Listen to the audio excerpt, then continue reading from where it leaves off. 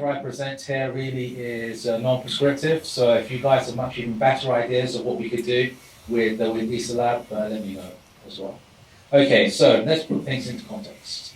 Okay, so I mentioned that's where I've come from. We've got another colleague here. So on the technical side of ESA. So believe it or not, this is EXAT, our UK outpost essentially, and essentially stays in the UK for the foreseeable future, regardless of anything that may happen on Halloween.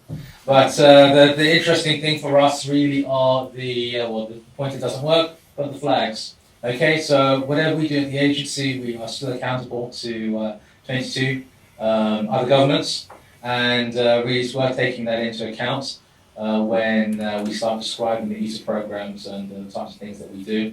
At this particular outpost, that's what the acronym actually stands for. I don't remember it, so hence that's why I need these slides to certainly help me. But the key here really is the space applications and telecommunications play. Okay, so that's really what we're looking at in terms of developing capability, and also if we're talking about a particular workforce that is looking to work at a UK-based European Space Agency site. Certainly, this is the actual focus of types of things that we do. Of course, you have the other sites across Europe, and EXAT is the STEC is our engineering centre, which pretty much most of you guys are familiar with. And then you have the astronauts in Germany, headquarters in Paris, launch sites dotted all over the world, as well as various satellites, let's say, much lower key offices across the world. For example, one in Paris, one in Washington, or some in the States, Washington, Houston, etc. Okay, right. So that's our big boss, Magali, Nick, who most of you met, so certainly saw this presentation last year with the space applications, and that's really where we fit. Okay, so just to pull things back in terms of a contextual play.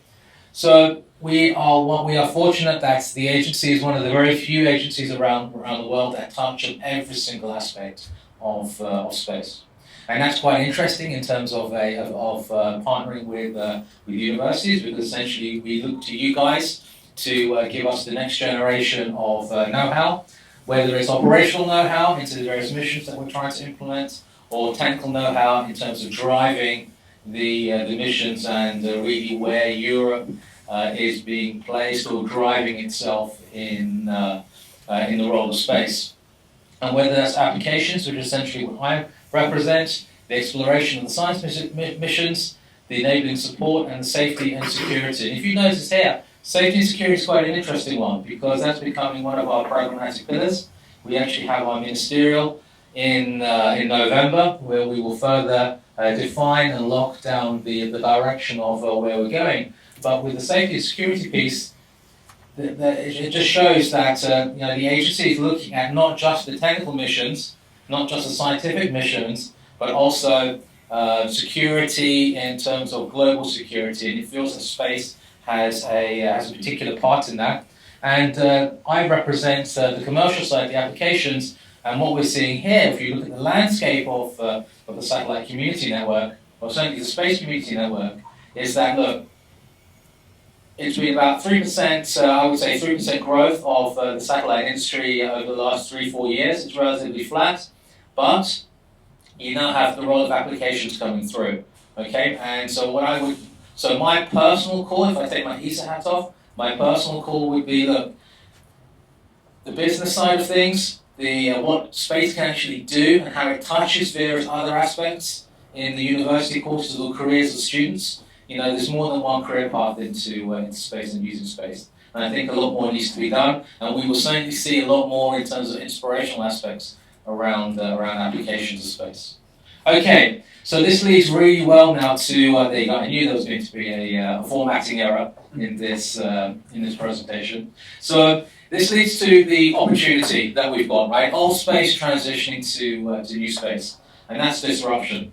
And what does that mean for you guys? Okay, what it means, essentially, if that's disruption is inspiration. Inspiration basically means opportunity. Opportunity means, you know what, I think I can get a job in this sector.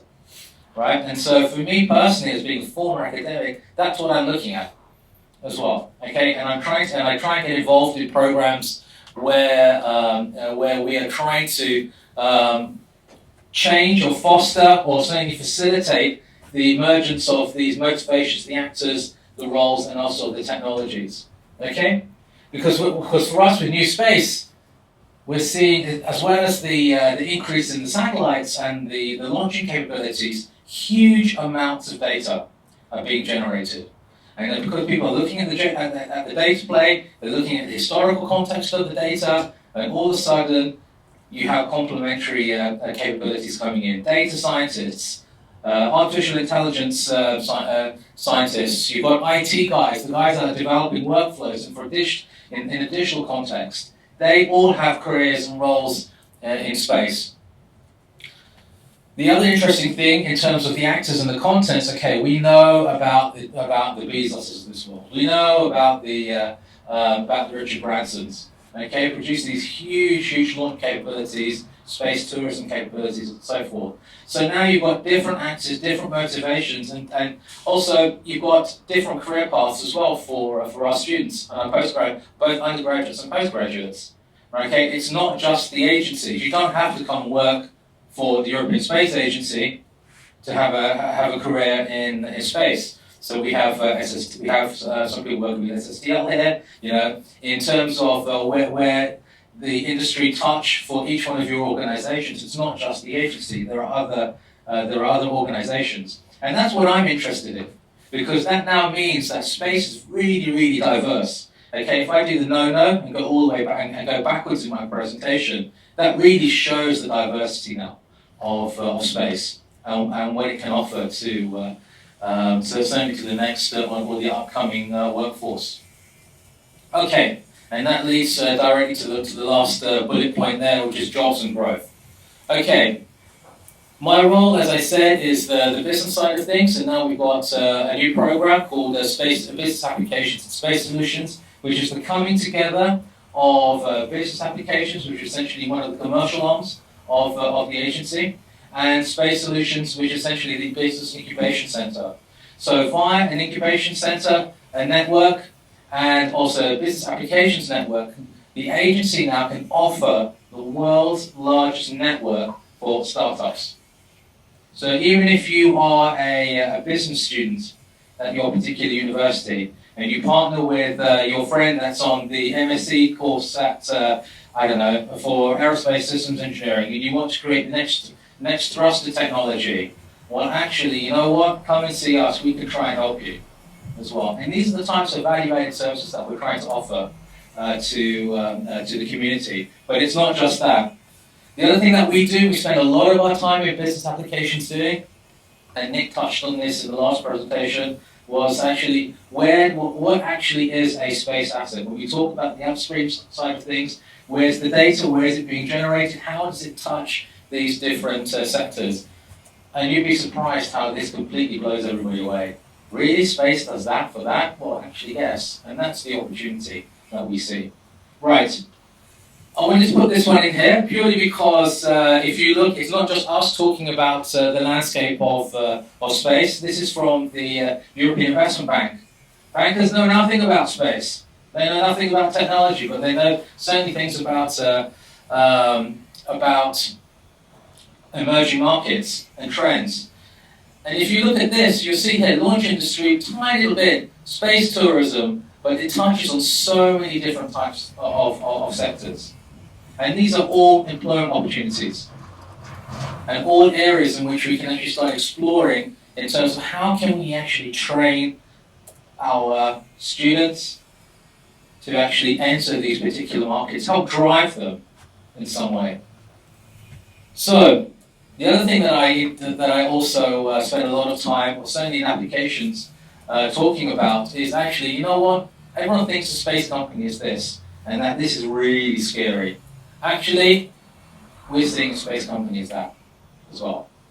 And that's quite a powerful piece as well. So that opens up space beyond, let's say, the traditional courses. I did aerospace engineering at Cranfield. I didn't learn about this stuff.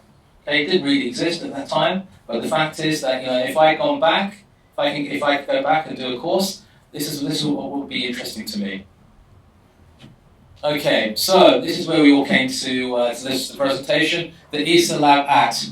And so in the agenda piece, it says ESA Lab at, or it says at my name, but it really should be at XXX.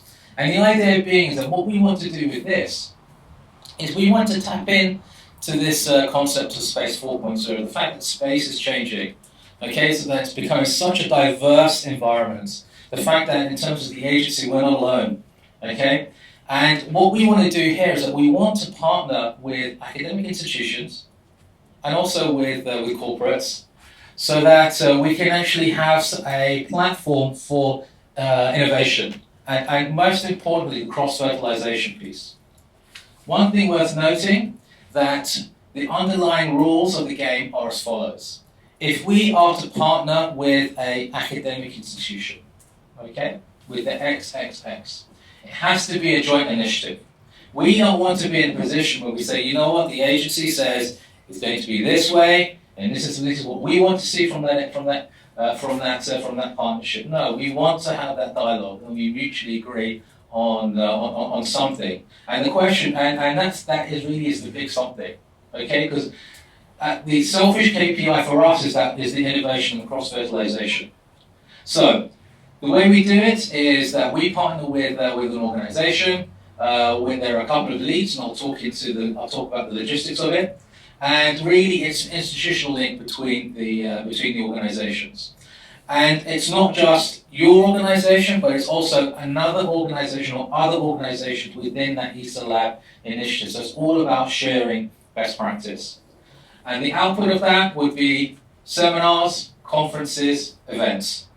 But again, as part of a network, and that really is the key here, where we can actually learn from each other. The other interesting, let's say, design specification, if you go back to the space piece, is the funding mechanism. Okay, there is no exchange of funds in this activity, and the reason being is that we do not want to bias the activity that we have with that institution anyway. So we don't want to say, you know, because there's an exchange of funds, well, the priority should be this, then no, it has to be mutually agreed. And you'll see here that what needs to be agreed on is basically how is the partnership going to contribute to the technology piece, space, the scientific expertise of the institution, the students' experience, also the outcomes that are related to teaching and research as well. And so what we will do is that we'll say, okay, look, if this is your idea of which departments you would like to incorporate as part of the ESA Lab, we will match fund that with personnel from our department. So we will complement the activity with ESA know-how. And we do that via the memorandum of cooperation. But the key here really is that we can then give you access also to the platform, to the other platforms and the other programs available within ESA, because you will actually have an ESA counterpart. So you can have that dialogue, and the ESA counterpart will go, you know what, there's this new program that's going to come up, maybe you can actually be part of that as well. Okay, so it's very fluid, very organic, and a very, let's say, we're not a particularly agile organization, but this is as agile as it's going to get. Okay? So, since Nick's presentation, this is, so more universities have come online. So, okay, everyone asks me, what are the colors? Well, actually, the colors are only there purely because if I take the colors away, all you will see are boxes and text. Right? It's as simple as that. It's just to make it look a bit prettier. But what's really of importance are the dashes around the boxes. So where you have the solid lines, these are memorandum of corporations are actually already in place, so we're just starting the activities. Where you see the dotted or the dashed lines, then these are corporations that we're just starting to have those conversations with. It's not a particularly up-to-date slide at the moment because we're currently missing the potentially an Oxford one in there as well. But the latest one to come online will actually be the UCL. So there will be an ESA Lab at UCL, and I'm currently talking with Imperial as well. But the key here is that we're not practicing exclusivity in a particular country.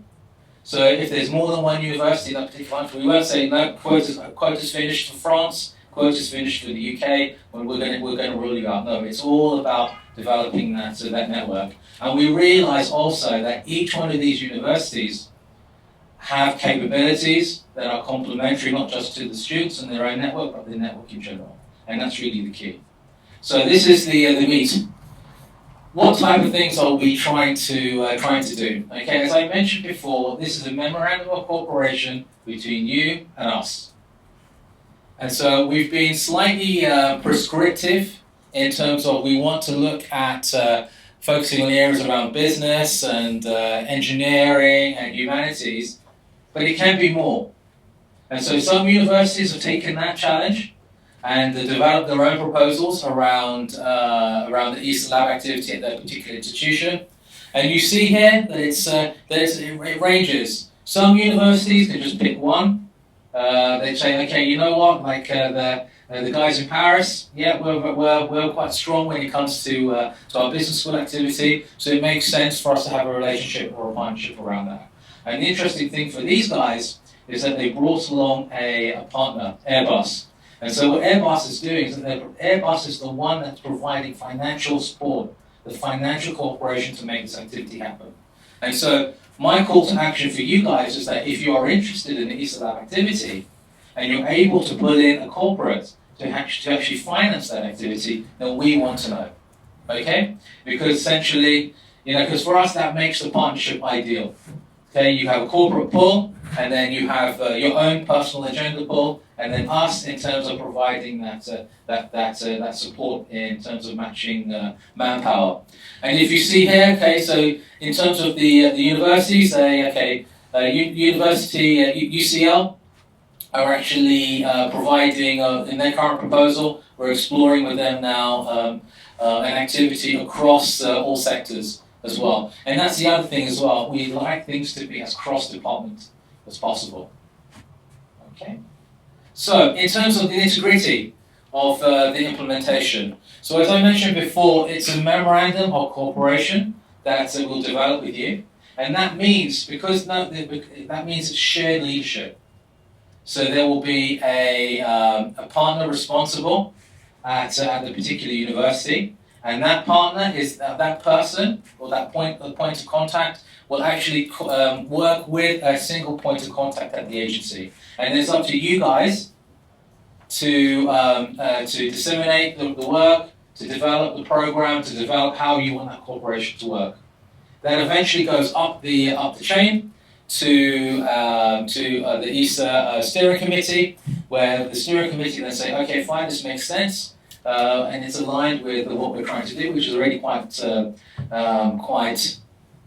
open, and we will actually get the Director General to be in the same room as the Dean or the President or the head of the university to actually come in and do a signing ceremony where we officially kickstart the activity. Okay, so this is very good because it shows that you have the support from the very top, and that's of both organizations.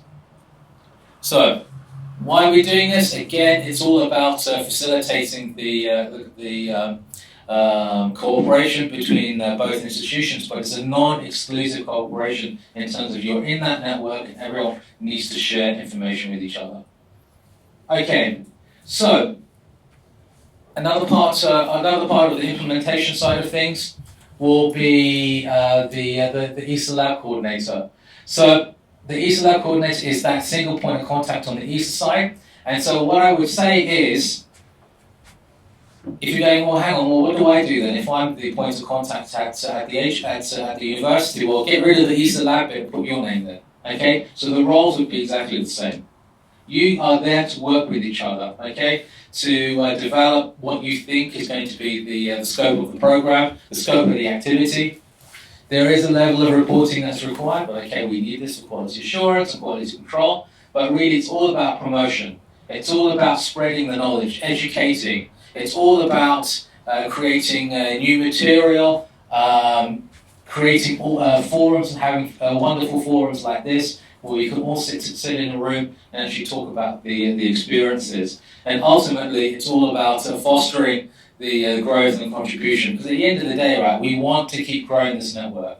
There's a surprising large number of universities already part of the network, and we want to keep growing it and growing it.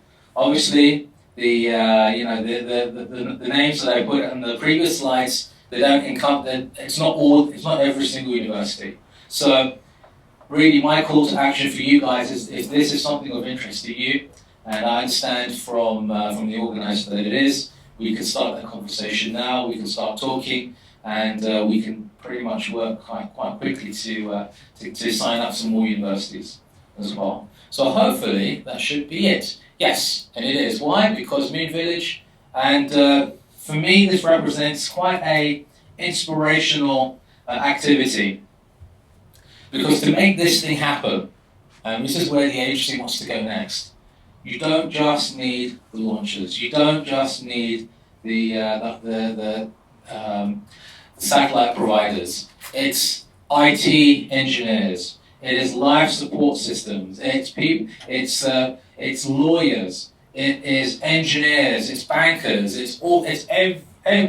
Look at the courses at your university. Every single one of those courses is going to touch on is going to be required to make this project happen. And this is a great inspirational opportunity that you can give to your students. Thank you all.